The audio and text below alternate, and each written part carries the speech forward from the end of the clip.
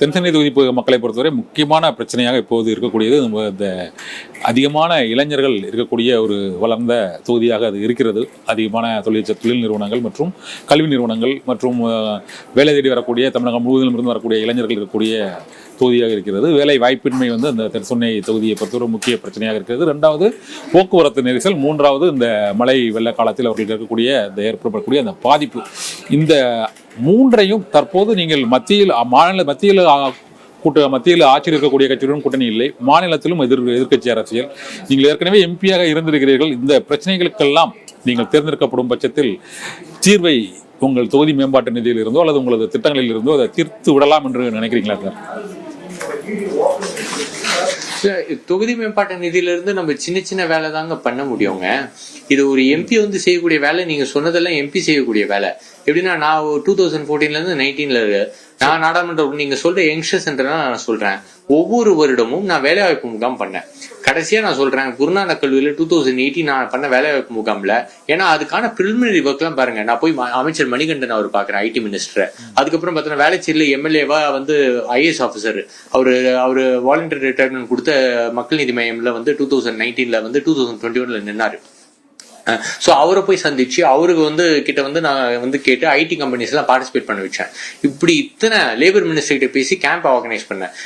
ஒரு வருஷம் இப்போ ஒன்னு பாத்தீங்கன்னா ஜானகி புரட்சி தலைவர் ஜானகி காலேஜ்ல பண்ணோம், ஒன்னு டிபிஜேஎன் காலேஜ்ல 2 பண்ணோம். அதுக்கப்புறம் லாஸ்டா பண்ணது குருநானக் கல்லூரியில.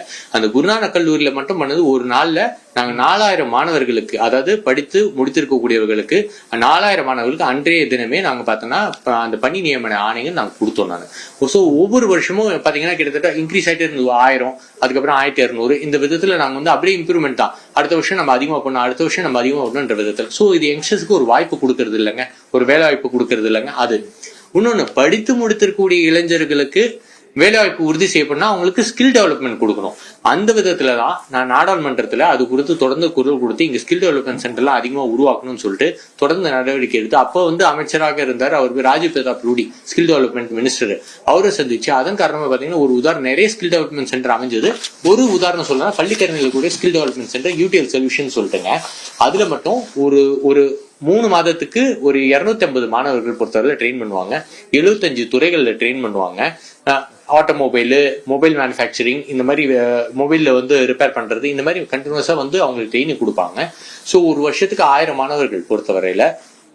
அப்ப அந்த மாணவர்களுக்கு நம்ம படிச்சு முடித்திருக்கூடிய இளைஞர்களுக்கு வேலை வாய்ப்பு உறுதி செய்யறோம், இல்ல சுய தொழில் செய்கின்ற அளவிற்கு அந்த அந்த அந்த இது இருக்கு பார்த்தீங்கன்னா திறமைப்பாட்டு பயிற்சி மையங்கள் உருவாக்குறேன் நான் நாடாளுமன்ற தொகுதியில. ஸோ இதெல்லாம் தான் ஒரு நாடாளுமன்ற உறுப்பினர் செய்யக்கூடிய செயல்கள். அதை விட்டு நம்ம பார்த்தோன்னா நம்ம பிரதானமாக நம்ம இங்க ஒரு சமூக நலம் கூட கட்டினேன், அங்க பாத்தீங்கன்னா நான் இது பண்ணேன் அப்படின்னு சின்ன ஒர்க்ஸ் ஒரு நாடாளுமன்ற உறுப்பினருடைய ஒட்டுமொத்த செயல்பாடை காமிக்காது. இதெல்லாம் பெரிது செய் என்ற விதத்துல தான் ஒரு நாடாளுமன்ற உறுப்பினர் திங்க் பண்ணும், அதுக்கான நடவடிக்கை எடுக்கணும். அந்த விதத்துல தான் அப்ரோச்சும் பண்ணணுங்க.